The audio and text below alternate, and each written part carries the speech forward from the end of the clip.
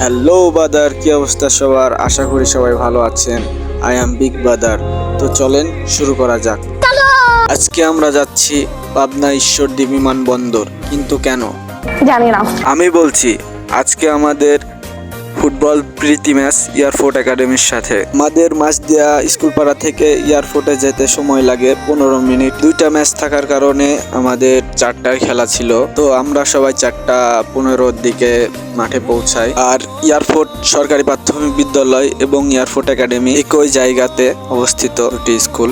এখন আপনাদের প্রশ্ন হতে পারে, এয়ারফোর্ট মূলত বিমানবন্দর এলাকা, কিন্তু এখন আর ঈশ্বরদী বিমানবন্দরে বিমান নামে না। কিন্তু তারপরেও ওইখানে বহিরাগতরা প্রবেশ করতে পারে না। কিন্তু আমাদের ফুটবল খেলা থাকার কারণে আমাদের ভেতরে যাওয়ার অনুমতি দিয়েছিল।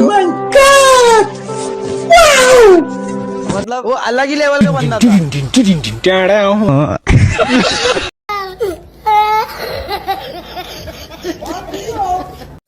তো আমরা এয়ারফোর্ট সরকারি প্রাথমিক বিদ্যালয় এবং এয়ারফোর্ট একাডেমি একটু ঘুরে ঘুরে দেখতেছিলাম। আর এই স্কুল এবং স্কুলের এরিয়াটা আসলে অনেক সুন্দর ছিল। কে কে এই স্কুল চিনো এবং এই স্কুলে পড়ো, অবভিয়াসলি কমেন্ট করে বলবা। আর আমার কাছে মনে হয়েছে এই স্কুলের মাঠটা অনেক ছোট, মোটামুটি আপনারা 9 সেট নিয়ে খেলতে পারবেন ফুটবল। আর আমাদের খেলা দেখতে আমাদের ভালোবাসার বন্ধু এবং প্রিয় মানুষ চলে আসছিল।